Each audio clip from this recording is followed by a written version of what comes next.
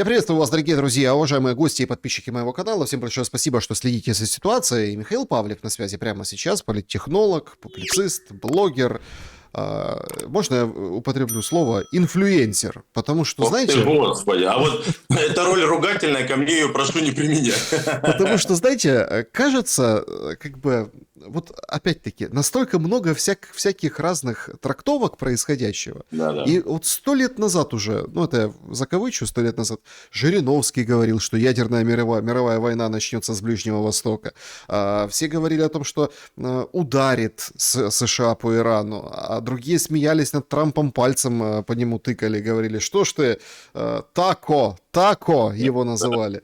То Да. есть, но теперь мы имеем то, что мы имеем. Последний день зимы, а жара такая, что, в общем-то, непонятно, куда и вывезет, и вывернет. Геополитически очень серьезное событие по Без- без- удару Израиля по Ирану. Израиля, не только Израиля, а и Америка била. Это уже подтвердил Трамп. Говорит, мы Да-да. готовы к жертвам, это война. Но тут же другой момент, принципиально важный. Ну вот смотрите, опять-таки, мы возвращаемся к базовым настройкам аналитики. Да. Поджог Ближнего Востока. Сейчас Иран будет отвечать. На данный момент мы не знаем как, но, возможно, уже какие-то ответы полетят, когда наше видео выйдет, да, сегодня. Да. А, Цены на нефть. Добрый вечер. Ситуация с нефтепроводом «Дружба» для Европы. Ну, вот вам, пожалуйста.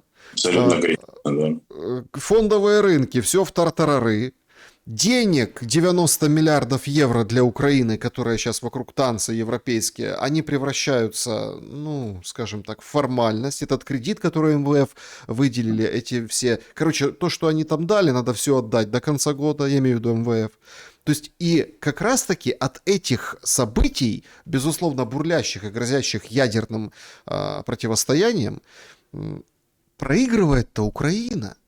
А это вот от базовых, если настроек аналитики, да, если отталкиваться, кажется, у нас, ну, в общем-то, не замечают, у нас имеется в виду среди украинского пространства, наоборот, говорят, вот смотрите, какой Зеленский, мудрый, дальновидный политик, он поддержал, ну, в общем, падение режима Ирана, вот недавно в своих речах и интервью, и говорит, что мы за народ Ирана, но против аятоллы. Что вы Ага. думаете по поводу этой вспышки гнева Трампа? Ведь тут тоже подтекст классный. Трампу надоели переговоры, поэтому он ударил. А Причем все украинские, переговоры. а украинские, похоже, не надоели. Да. Надоели еще и как. Вот. Я бы, кстати, в эту череду происходящего добавил жесточайший разразившийся конфликт между Талибаном и Пакистаном буквально вот за 2 суток до всего этого, да. Если понимать, насколько глубоко и всерьез встроены, на самом деле, и одна, и другая сторона вот во все эти ближневосточные, при всем при этом, как бы, конструкции, да, то все совпадения не случайно, что называется. Это создание просто растягивания, скажем так, точек внимания, в моем представлении совершенно точно.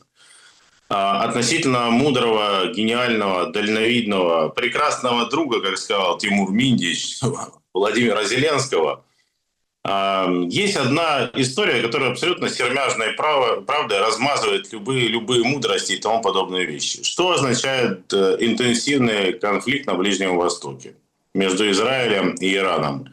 С учетом наличия большого количества пусковых установок, сил ПВО и тому подобное. Это означает, что по итогам этого конфликта, сколько бы он ни продлился, вот эта очередная итерация, прошло там меньше года, да, ракет для украинских ПВО не будет вообще. Их и сейчас-то не очень-то есть. А по факту совершенно не случайно тогда, получается, звучали заявления от высших чинов военных американских, которые говорили, что на складах Пентагона запасы ракет ПАК-2, ПАК-3, а им там МРМ, да, как бы ниже нижнего. И поэтому мы ничего там не продаем. Мы производим и передаем. Производим и передаем. Но смысл в том сейчас, да, заключается, точнее, не передаем, а продаем в рамках программы ПУРЛ. Смысл заключается сейчас ровно в том, что сейчас за то, что они смогут производить по итогам после этого конфликта, а еще мы не понимаем, действительно это будет 4 дня, или это так сейчас выльется в затяжную стадию, какую-то фазу, да, они будут расходовать на пополнение собственных складов. Они ничего не передадут даже в рамках программы ПУРЛ. Вот просто вообще ничего. А я напомню, что в мире производство тех же ракет для комплексов Patriot, PAC-2 и PAC-3 есть только еще в Японии, и они производят что-то порядка 30 штук в год. Я подчеркиваю, в год. Это там, скажем так, одна-две интенсивные атаки на там, энергетику, например, украинскую. Да? Вот расходуется такое количество ракет-перехватчиков. Вот.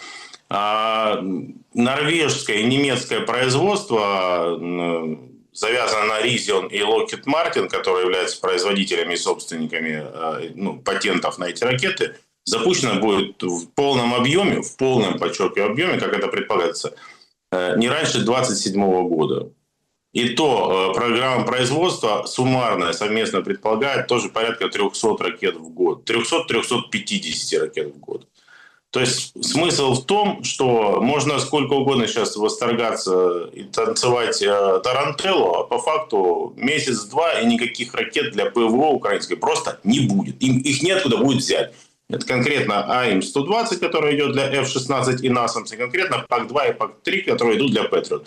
А помимо NASAMS комплексов F-16, которые работают в системе встроенной ПВО, и Patriot, нет вообще почти ничего по части ПВО Украины. Да? Вот и все. Чем они будут перехватывать? Да ничем не будут перехватывать. Так что последствия будут и самые, что называется, неизбежные, самые неотвратимые. Это вот прямая, самая простая. Если вообще не обращать внимания ни на курсы валют, ни на фондовый рынок, ни на то, что будет происходить с нефтью. А сейчас, да, конечно же, будет попытка перекрытия Ормузского пролива. Конечно же, будет попытка перекрытия Ормузского пролива. А это, знаете ли, не фунт изюма. Это огромный кусок такой вообще мирового рынка нефти как таковой. Да? И все течет через Ормузский пролив. Соответственно, конечно же, это гарантированная турбулентность на рынке, гарантированная турбулентность вообще в экономике мировой. То есть, по кому это всегда бьет? Да по тому, кто наиболее слаб, кто наиболее уязвим. Что у них с деньгами там? Я уверен, что Орбан их будет в этой истории с траншем на 90 миллиардов, который на самом деле разбит-то на 2 года, да, держать вплоть до конца избирательной кампании. Вот гарантированно просто. То есть это не раньше конца апреля-мая. Гипотетический какой-то транш. С траншами МВФ ведь тоже все понятно, да? То, что придет, на 70% сразу уедет, что называется, обратно. Поэтому, а я не понимаю, чем собирается Владимир Александрович воевать еще, как он там, готовьтесь к войне на 3 года. Я вообще не понимаю, что он себе думает, если честно. Смотрите, там же сроки подвинулись. И вот действительно вот эта ситуация с Ираном, Израилем, США, вообще Ближним Востоком. Сейчас приходят новости, что из Катара эвакуируется военный персонал, военные базы. Да. Тревога во всем Израиле, полетела ответка по Израилю. Чрезвычайное положение в Израиле, да. То есть все началось. То есть все вот сейчас будет очень стремительно развиваться, поэтому тут нужно вот правильно откатиться к вот этим базовым настройкам. У Зеленского меняются сроки, меняются. То есть, вот он говорил, 3 года, мы с вами обсуждали вот этот... Итоговые сроки у него меняются. Более отягчающие статьи, вы это имеете в виду. Понимаете? Я согласен, надо было подписывать и договариваться, а так сроки будут 100% побольше. Потом мы нам говорили, что там так где-то год, да? Сейчас вот он говорит, до промежуточных выборов. Ага, да. Кажется, что это такой, знаете, генератор случайных чисел, но не только. Нет, что вы, нет, конечно же. Это отголоски того, что там внутри. Тут у него же бабушка приехала, Миндич.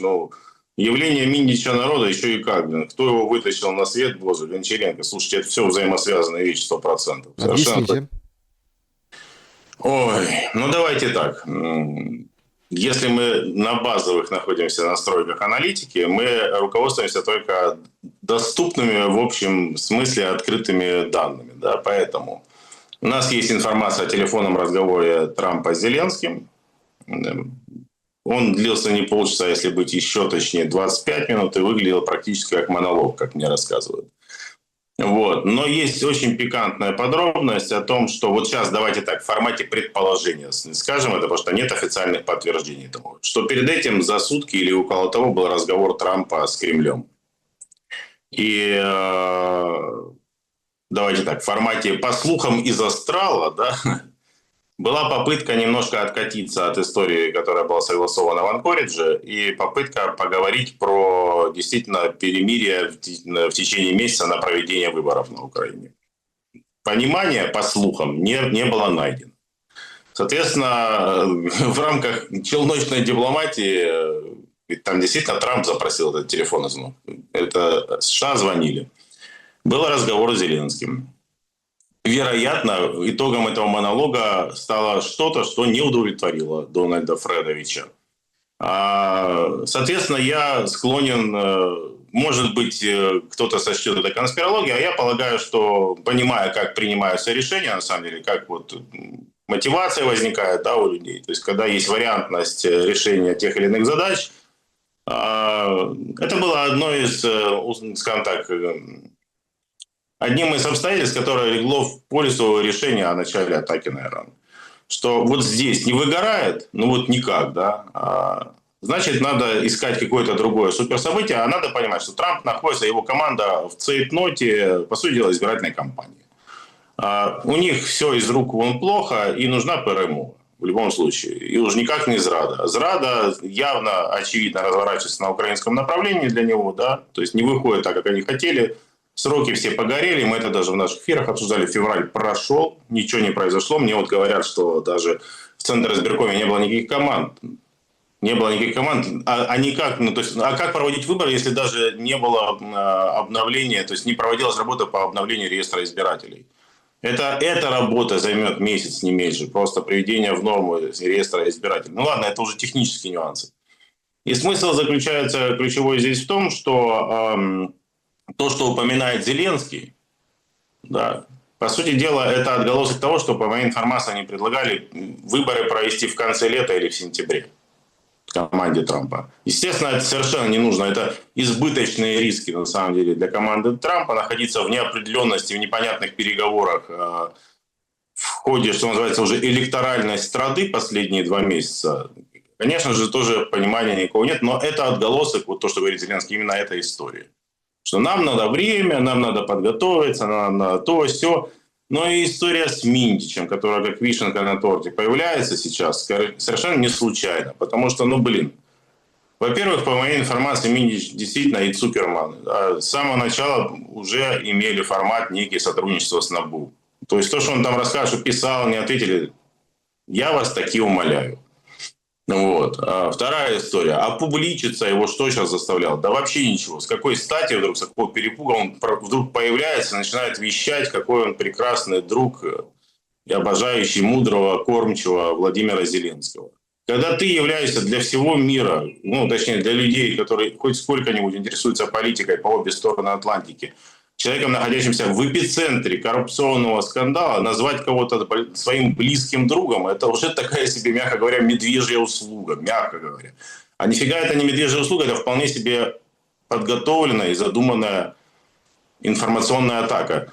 И это привет Зеленскому, вне всякого сомнения. Но опять же, кто вытаскивает? Гончаренко. Хорошо, Гончаренко, глава Временной следственной комиссии Верховной Рады по вопросам расследования эпизодов коррупции.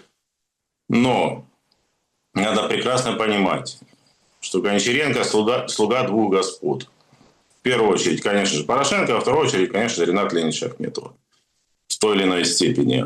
И то, что сейчас эта история появляется через человека, который находится, опять же, в эпицентре того, что называют антизеленской коалицией, ну, конечно же, это не случайная история. И появляется это ровно тогда, когда могло пройти некое доопределение у команды Трампа по части приоритетов тех или иных. И вот то, как заходит сейчас в информационное пространство Минтич, будем наблюдать, что будет дальше, если будет. А оно, мне кажется, точно будет. Эта история уже про то, что решение о том, чтобы кавалерийским наскоком что-то решить в переговорном треке, не выгорело. Соответственно, переходит на долгосрочное раскачивание. И при том, что если говорить, мы это обсуждали, антизеленская коалиция в целом расползлась по швам, тот же там, условно говоря, Пинчук с Фиалой и завязаны на них ребята, которых мы традиционно называем соросятами, они в целом подуспокоили, что называется, какие-то бенефиты свои получили, особенно Пинчук.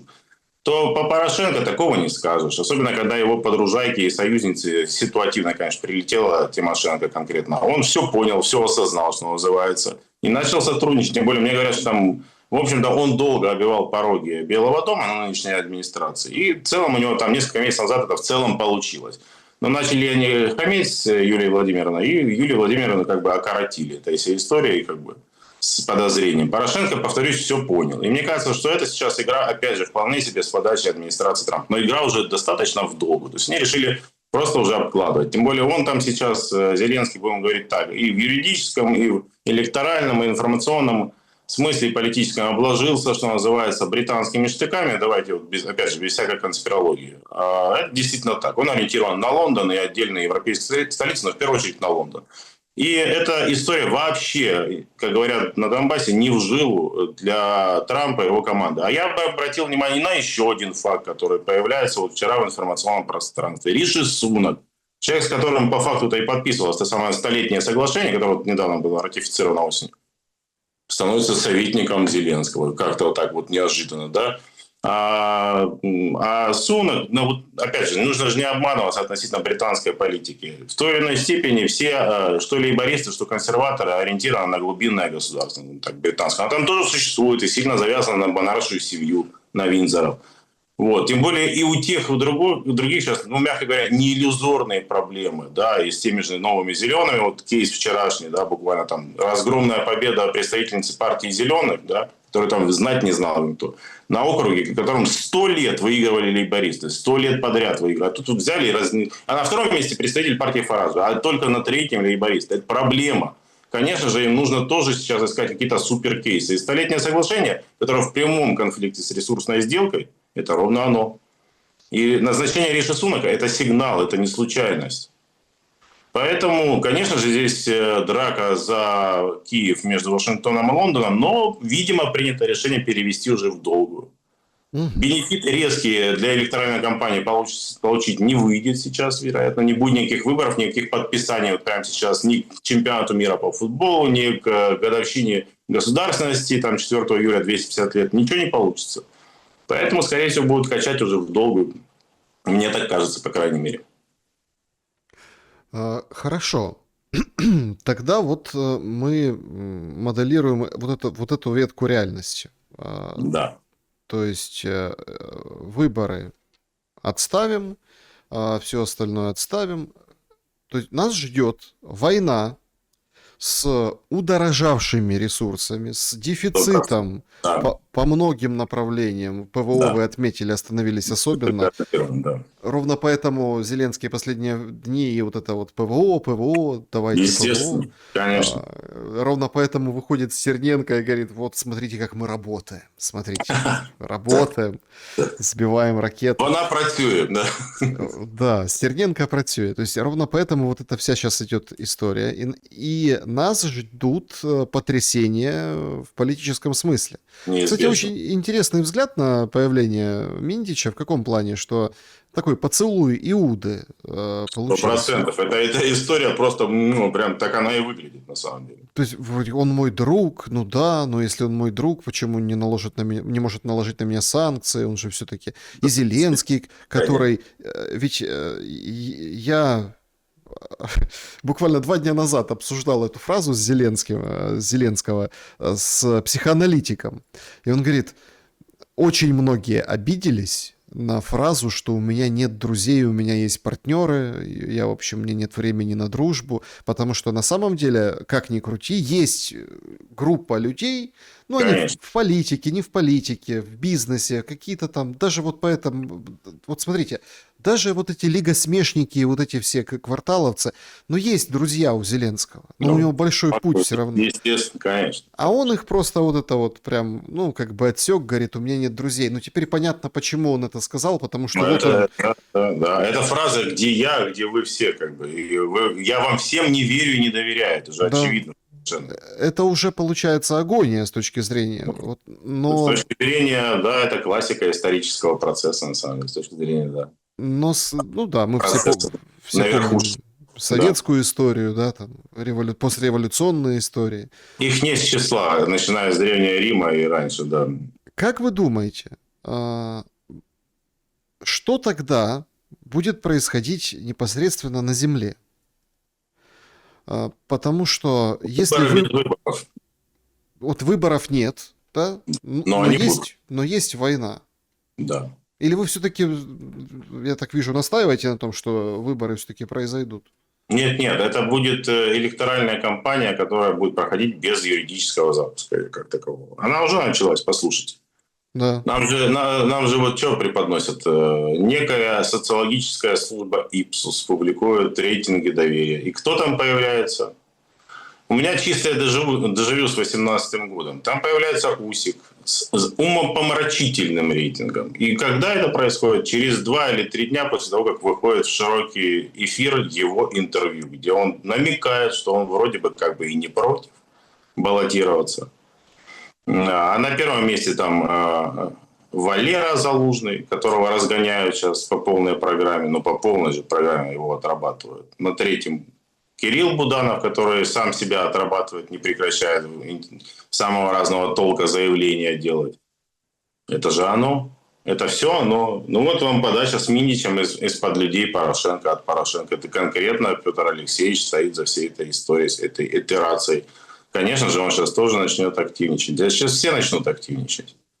И эта избирательная кампания без юридического запуска избирательной кампании неизбежно идет к расшатыванию ситуации, так или иначе идет. Все.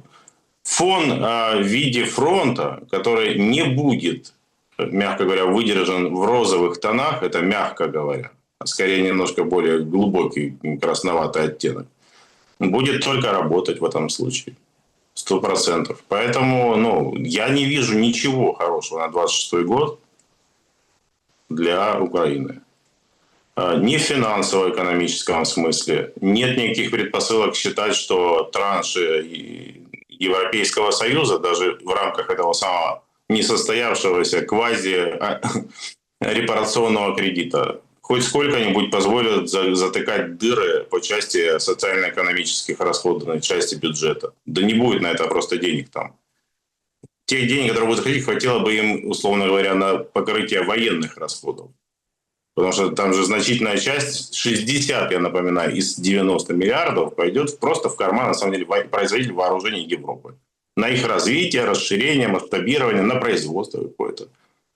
Но по факту это 30 миллиардов на 2 года, по 15 каждый год. Может быть, какая-то другая пропорция. Это что такое? При том, что сам Зеленский заявлял 120 миллиардов долларов общий дефицит бюджета Украины в среднем, скажем так, долларов по году. Ну хорошо, 15 миллиардов это там чуть больше, да, чем 15, если в долларах. Решает это что-то? Ничего не решает. С траншем МВФ тоже понятное кино, вино и домино. И вот опять же, при том, что заявлялось, что МВФ снимает требования там, по части налогов и тому подобных вещей, оказывается, что нет. По крайней мере, то, что депутаты сейчас показывают, заявляют, там эта норма сохраняется. То есть проголосовать это придется. Это чего? Это такой очередной гвоздик в крышку истыканную уже гроба частного предпринимательства, малого и среднего. То есть, о чем вообще можно говорить? Если ArcelorMittal заявляет, что они одно из своих производств останавливают из-за системного энергетического кризиса, но по моей информации, там крупнейшие металлургические компании тоже работают в рамках 15-20% собственных производственных возможностей. Тоже из-за того, что никак уже не решается проблема энергетики. Она, кстати, с наступлением тепла эта проблема не исчезнет. Она будет существовать и по факту проблемы системные даже у двух ключевых отраслей, которые хоть сколько-нибудь еще поддерживают на плаву украинскую экономику. Металлургия, хорошо, можно гнать руду, Акаты что же. Но опять же данные свежие. Сокращение с 2021 года, если не изменяет память, процентов на 40, если не на 50 по объемам экспорта руды и Акатыша. И железорудного концентрата. Да? А если там по стали и изделиям вообще не о чем говорить. Если брать агропромышленный экспорт, А Украина сама полезла в войну на море, активничать начала. Да, и, соответственно, получила сейчас ситуацию, что порты работают с гораздо меньшей нагрузкой, и сопряжено это с гораздо большими рисками. Еще в декабрьской, да, у нас была статистика сокращения тоже чуть ли не на 40% перевалки в портах, в портовой группе. Если брать посевную, которая на носу, а у вас проблема с дизелем сейчас, и пусть там как бы прикормленные банковые эксперты не расскажут, что рынок затоварен, что ориентируется сейчас не на потоки из Венгрии и Словакии, а из Литвы, там и через Польшу и Румынию. Большие у меня сомнения, что все будет хорошо с посевной и достаточно будет горюче-смазочных для нее. Ну и, Ну, вы так по-моему, уже достаточно, скажем так, Да, фактов. вы так пробежались по основным как бы этим вещам, но видите, уже всем плевать, потому что все говорят, все думают, что Европа даст столько, сколько нужно. А, Каких делов, из чего они это возьмут? Мерц приезжает и говорит, что мы дадим 11,5 миллиардов, а было 9,5. И при этом статистика их же, собственно, говорит о том, что в течение 2025 года вдвое сократилась компонента именно военной помощи. Ну хорошо, такие какие-то денежки там будут зачисляться. Они же, эти правительства, одно с другим, они вообще постоянно в техническом дефолте находятся. Постоянно находятся в техническом дефолте. Это затыкание дыр. Они еще и воруют, сволочи. И причем изрядно воруют при этом, при всем. То есть, а кто им еще, кроме Японии и Германии, пообещал какие-то деньги? А никто.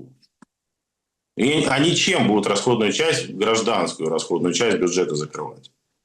Я вообще не вижу, чем они ее ну, то есть собираются. вполне себе нормальная история на фоне этой турбулентности может проявиться как невыплата пенсий бюджетникам, Я социальных думаю, пособий. что системные сокращения. Но мы же знаем прекрасно, как особенно эти бюрократы, чиновничий аппарат, это вечно там ставки, надбавки, премии и все остальное. Вот обрежут до самого, что вы знаете, да не могу, да. И нет, конечно же, на пузе будет ползти, какие-то пенсии будут закрывать, пенсионеры сейчас это вообще основная доля населения, на самом деле, практически, я считаю, под 50% уже так точно. А, хотя они самые незащищенные, самые, скажем так, безмолвные в данной ситуации, оказывается, да, не влияющие на политический трек. Но, тем не менее, чем закрывать, не очень понятно. Ну, как-то будут закрывать. А все, что касается там ЖКХ, все, что касается инфраструктуры, все, что касается поддержания хоть в сколько-нибудь рабочем состоянии инфраструктуры, большие сомнения. Нет, понятно, на правоохранителей денежки найдутся 100%. На СБУ, да, найдутся денежки обязательно. А вот даже с полицией у меня большие вопросы, будут ли в достаточном количестве деньги. Так что ничего хорошего не вижу. Это при том, что, повторюсь, гарантирован, вот с учетом свежих обстоятельств, вновь открывшихся, да, гарантированное коллапсирование ПВО. Просто потому, что не будет расходников, не будет боеприпасов к ним. А, соответственно, это прилеты, это разрушение логистики, это разрушение, продолжение глубокого кризиса в энергетике. Я не знаю, во что он собирается играть и воевать. Просто непонятно. Как Но, с другой тогда, стороны, если это про его шкуру, ну, наверное, да, он все правильно делает. как тогда выглядит информация о ядерном, ну, не знаю, оружие, Ой, которое собираются передавать? Это все политические игры или, ну, в общем, шняга или не шняга? я думаю, что это гиперболизированные отголоски каких-то реально дискуссий существующих. Почти убежден, что у определенной части верхушки киевской, да, есть эти самые идеи и мысли о том, что нужны какие-то ультимативные обстоятельства, которые позволили нам договариваться. Я убежден, что это существует, и я уверен, что это отголоски неких дискуссий. Я бы не говорил о том, что это прям вот все решено, понятно, как будут реализованы подобные вещи. Но то, что эти идеи были и до 2022 года, я знаю точно. То, что это может обсуждаться сейчас, я убежден тоже, что это есть. Вопрос в другом, что, конечно же, это, скорее всего, не носит пока никакой системный характер. Но то, что у некоторых горячих голов есть странное, удивительное мнение, что если бы был такой некий потенциал, какая компонента появилась бы, да, неизвестно, неважно в каком виде. Якобы это усилило переговорную позицию. Мне кажется, это, мягко говоря, заблуждение. Михаил, Да, э, я хочу, чтобы вы прокомментировали очень же интересную ситуацию и вот эта вот часть этого большого пазла, потому что на самом деле картина вот уже начинает складываться. Миндич, да, с поцелуем Иуды, ситуация объективная. То есть, еще раз, есть два варианта у да. Америки. Первый – это вот отбомбиться по типу 12-дневной войны. Иран тоже отбомбится. Сейчас я вижу эти украинские паблики, это, прости господи, говорят, вот полетело по Израилю 2 ракеты и отработало ПВО, все сбили. Ну, то есть, ну, это как бы, да, это даже не серьезно. Да. Есть четкое заявление КСИР, что ответ будет через несколько часов. Да, и Да вот будет, сейчас, конечно. и Будет, сейчас вот конечно. полетело 2 ракеты. Ну, понятно, что это... Но под Тель-Авивом уже что-то горит. Уже есть, скажем так, данные. Но это на момент нашего разговора. Мы сейчас как бы не будем заходить в ближайшее будущее, прогнозировать. Да. Все может очень динамично быть, может очень резиново быть. Вот динамичную историю и резиновую историю и в одном, и во втором как бы случае мы видим, что это плохо для Украины.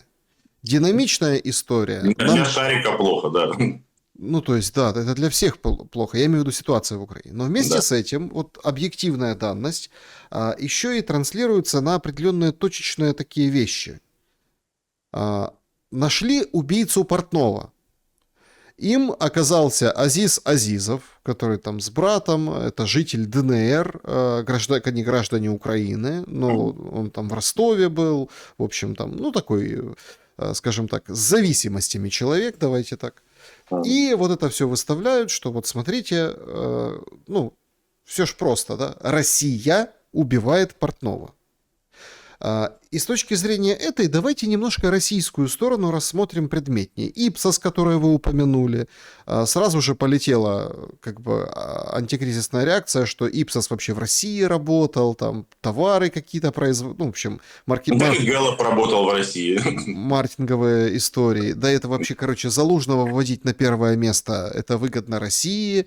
То, что его вывели на первое место, вы с точки зрения политтехнолога, ну, прямо не сказали, но намекнули, но я понял. Думаю, что зрители тоже поняли, что это специальное, чтобы сжечь, но а Усик это вот прям, ну, это прям тема этого, ну, рейтинга доверия. И Зеленский 4 место. То есть это вот россияне. Россияне продвигают Залужного, или россияне топят Зеленского, или, в общем, как-то так. Это вот российская игра.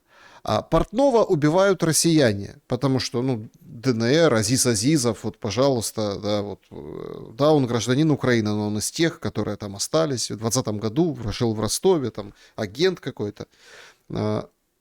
Что нам дает вот это понимание ну, вообще, что думаете по поводу истории с убийством Портнова, да, и вот таким исполнителем? Кто мог, собственно, кто мог стоять за этим убийством? А во-вторых, открывает или не открывает нам историю российской игры на вот этом политическом, полукриминальном фронте?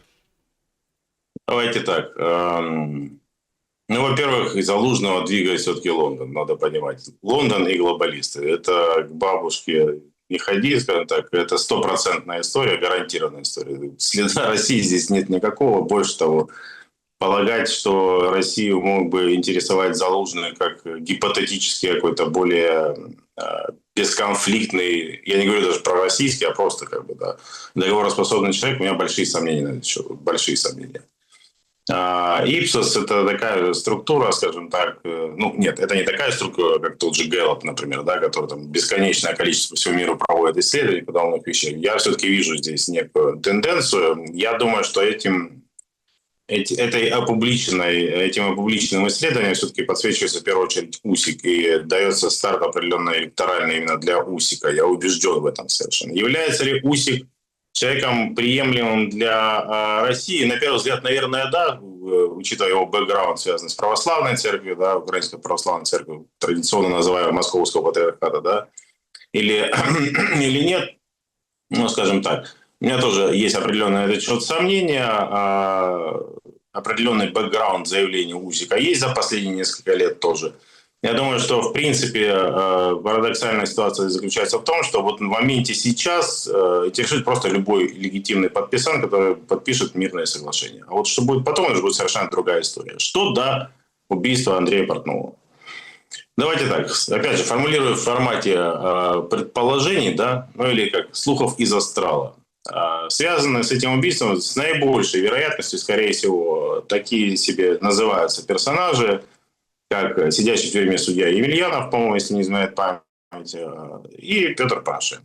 Вот. История здесь довольно непростая. История связана с тем, что Портнов и Татаров готовили материалы, документы против вот этой всей глобалистской и соровской клиентелы на Украине. И в первую очередь готовили материалы, подтверждающие коррупционную компоненту представителей Демократической партии Соединенных Штатов. Это вот главное, ребята. Это самое главное. То, что этим они занимались, это достаточно фактов, как бы говорящих в пользу. Это и заявлений, и слухов, если угодно, да, на этот счет. Это действительно, Портнов был за несколько дней до этого в Киеве, встречался с тем же Татаровым, встречался с Ермаком. Не знаю, встречался ли с Зеленским, но вот как бы это точная история. Соответственно, у этого, как говорят, рассказывают судьи, он, кстати, из Донецкой области, наш земляк, но такой отличался крайне специфической репутацией, назовем это так. Есть бизнес-партнер, который находится в Испании. Вот. Ну и, как говорят, именно таким образом этот пазл складывался. Опять же, как говорят, этот судья там написывал Андрею буквально сообщения едва ли не каждый день. То, что, опять же, как говорят. Я вот просто использую эту формулировку, чтобы быть юридически более точным. Да? Что Портнов имел отношение к тому, что он сел. Ну вот как-то так. Ну а запрос был действительно, вероятно, из Штатов о том, что вот такая история происходит, она очень неприятна для Демпартии, надо с этим что-то делать. Сделали, как мне кажется, как смогли, что называется, в меру своих талантов и понимания. Ну, вот такая история. Российский след, да, это просто смешно. Нет его тут и в помине, скажем так. Хорошо, тогда, ну, есть ли здесь политический подтекст? Потому что были версии о том, что какую-то там партию, и это вот вообще вот это все танцы и пляски Нет. вокруг партии для вот условного Юго-Востока. Ну, это как политический мем, да, сейчас, потому что Я очень... достаточно, да, неплохо знал, ну, опять же, через пару рукопожатий мнения и взгляды Портнова, да. Я помню, как он вернулся там в 2019 году. Что он говорил и все остальное. Нет, он был вполне себе ориентирован не на публичную историю. Он сам в доверительных разговорах говорил, что я не хочу идти в публичную политику никакую, да. Вот. Идеи партии для условного Юго-Востока, с ней носятся то одни, то другие персонажи все эти годы последние, да, начиная с 19-го на самом-то деле. Когда стало понятно, да, вот как бы, что «Слуга народа», сорвав банк электоральный, потом начали абсолютно в какую-то другую сторону уплывать, да.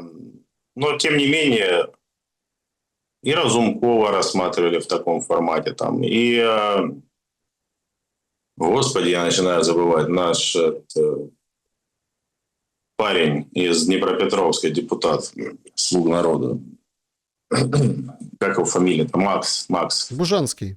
Бужанский, господи, Да. за память. И Макса называли в этом смысле как бы как персонажа разных, да. Ну, то есть, нет, Андрей не занимался никакой партией для Юго-Востока, и электоральной подоплеки этого нет никакой. Там вполне себе история криминальная, вполне себе история, связанная с вот этими всеми очень понятными вещами. С расследованиями деятельности, с подготовкой материалов деятельности Демпартии на Украине и следами ее коррупции. Вот так вот как-то. Михаил, очень тяжело сейчас шагает по Украине мобилизация. Даже депутата из «Слуг народа», малоизвестного, конечно, такого, не шибко публичного, пытались принять. Причем угрожали пистолетом, пугали. Ну, это как бы как хохма звучит, да, или как начало анекдота. Мгм. Приехали ТЦКшники бусифицировать «Слугу народа», но на самом деле смешного мало. Зеленский, вот опять, на фоне того, что мы обсудили, да, катастрофического удорожания любых ресурсов, Да. а, так а куда он будет грести, народ? Он сегодня, вчера точнее, выдал вот эту цифру о том, что мы 30-34 Чистое вранье. Чистое вранье. 30-34 тысячи человек в месяц мобилизуем, у россиян на 10 больше, но мы уничтожаем столько-то россиян, поэтому типа мы в этой компоненте впереди. Люди с потекшей слюной, да, офигевшие от потужности и души не чающие в Зеленском, конечно, это все послушали и проглотили, но если так разобраться, если... Так а где все? Ну, то есть, где все?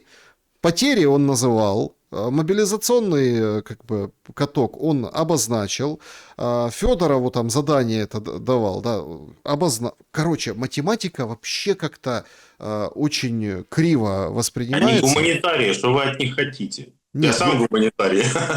нет, вы поймите, гуманитарий Творческие люди. творческое, ну там просто вывод напрашивается ужасный после подсчетов СЗЧ, потерь, численного состава, даже убитых россиян, которые они декларируют. Да нет, ну все плохо на самом деле. Я думаю, что потери очень велики. Никакой такого объема мобилизации нет 100%. То есть я думаю, что она процентов на 40 меньше, да, то есть пляшет где-то плюс-минус 20 тысяч, а может сейчас уже и поменьше. И убыль ежемесячная выше, это все виды, то есть и погибшие, и раненые, и комиссованные, и пропавшие без вести, попавшие в плен, и сбежавшие, это больше сейчас. Цифра больше системно, начиная с лета прошлого года. Вот. Поэтому ситуация на ЛБС держится только за счет беспилотников, вот скажу так. Потому что, опять же, даже из тех, кого они нагребли, и тех, кто числится, огромная доля тех, кто просто блатные, просто платят, сидят в тылу. Вот. Не было бы сейчас беспилотников, хоть как-то, хоть что-то, ЛБС давно бы уже обрушилась, скажем так. С другой стороны, что нет такого какого-то серьезного преимущества по людям и российской армии. Мобилизации нет, идет вербовка, да, контрактные соглашения. И да, ситуация радикальным образом переменилась с 22-23 года, когда украинская армия там имела огромное преимущество по количеству, просто тотальное преимущество по количеству, там в конце 22 года. Сейчас есть паритет, может быть, даже где-то уже российская армия превосходит по количеству, но это еще не та ситуация, которая вызывает обрушение фронта. Но в той парадигме, как Зеленский все это ведет и выстраивает, оно неизбежно раньше или позже. Это очевидно. Человеческий ресурс, он самый исчерпаемый. Людей нет. Ну вот нет, все. Они заканчиваются. По-хорошему можно сказать, что уже закончились. По-хорошему-то, на самом деле, если так обобщенно оценивать ситуацию. Поэтому Как без вариантов. тогда, как тогда относиться к словам Зеленского о том, что мы предлагали европейцам сделать такую же мобилизацию, как в России, но они денег не дали? Как проблески разумности у европейцев и способности считать деньги хоть немножко. Это вот сколько денег надо на самом деле. Это цифры, сопоставимые с этим недорепарационным кредитом на самом деле. Если так прикинуть, если посчитать, сколько уходит на контракт, например, в России, на каждого отдельного бойца, если хоть в долевом отношении экстраполировать это на гипотетические контракты на Украине, это просто космос. Просто космос. Это десятки миллиардов долларов по году. Кто им их даст? Никто. Германия со скрипом, впереди будущей планеты всей, что называется, впереди всей Европы по части вложений сейчас в Киев, повышает на 2 миллиарда по году расходную часть. Где они десятки возьмут миллиардов? Да нигде они их не возьмут. Но просто он это формулирует для того, чтобы сказать, что это не я виноват, это вот они не дали денег.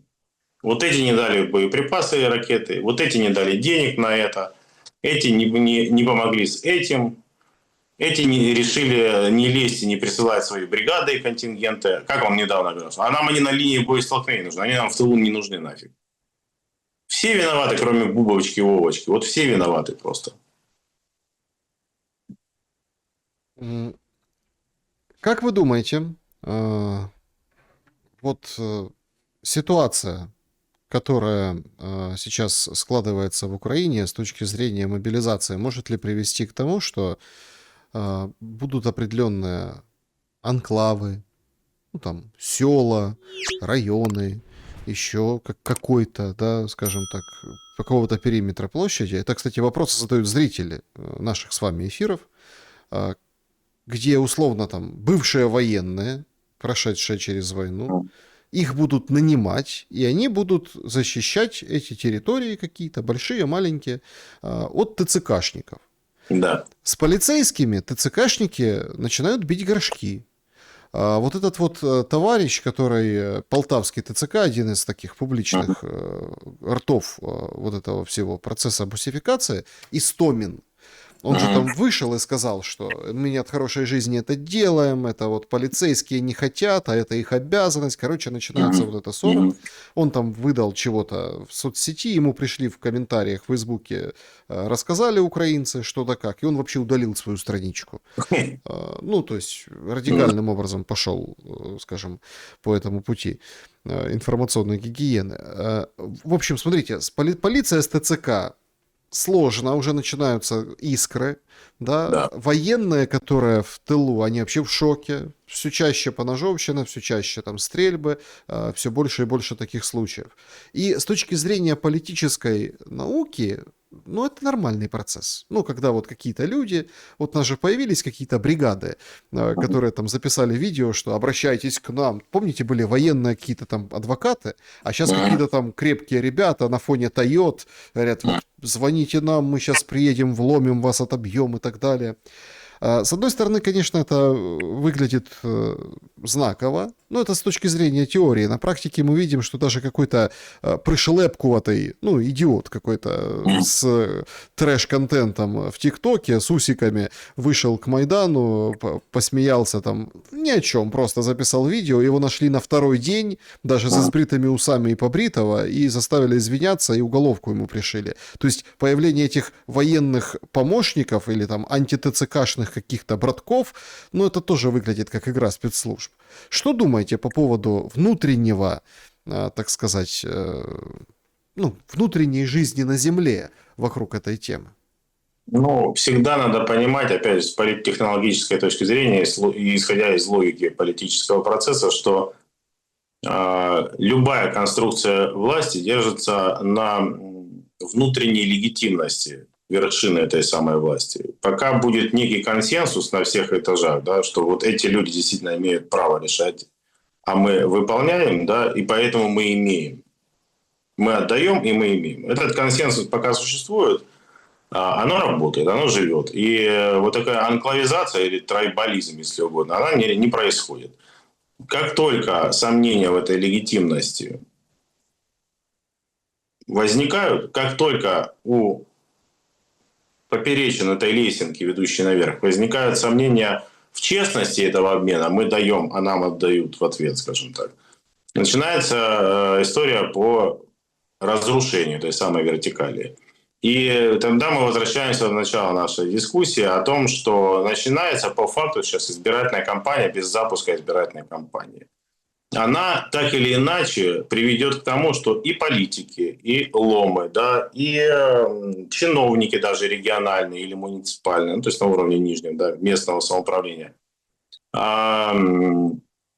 начнут быть гораздо более чуткими к общественным настроениям, так или иначе. А вопросы в легитимности и праве людей, которые проскочили полустанки, которые могли вести к миру, будут возникать так или иначе. Потому что на самом деле даже на верхушке, да, конструкции украинской власти преимущественно люди, которые являются, ну, то есть из значимых даже персон. Там ведь не только те, кто является бенефициарами войны, но и те, кто заинтересован в наступлении мира для запуска политического процесса и собственных политических дальнейших бенефитов, включая там избирательные кампании, депутатство и кандидатство в президенты с шансами побороться. Соответственно, вопросов будет только больше. И вот в среднесрочной перспективе, а я не вижу пока, вот, ну, очевидно, не иллюзорно проскочили этап, когда был шанс на установление мира, да. В среднесрочной перспективе это неизбежно хаотизация и архаизация политического процесса, включая то, что вы говорите. Потому что это проблематика, связанная с светом, водой, условно говоря, там, ну, пока еще с теплом, а также ЦЦК, это самое обостренное, самое заостренное. Плюс наложится наверняка еще вопросы транспорта, ну, много чего такого. Да. Ну и когда ткань, скажем так, социально-экономическая стабильность начнет как шагреневая кожа стягиваться, еще больше возникнет поводов у людей задаваться вопросами. На эти вопросы просто начнут массово отвечать уже те, кто принимает решения на среднем, нижнем уровне. Поэтому такая глобализация, она почти неизбежна. В среднесрочной перспективе это всегда происходит внутри воюющей страны, которая идет прямо, скажем так, вниз в этой всей Ну ситуации. хорошо, ну дно же близко. Ну вот давайте тогда порассуждаем. У нас много Смотря что мы таких. называем дном. Ну вот давайте порассуждаем. Вот смотрите.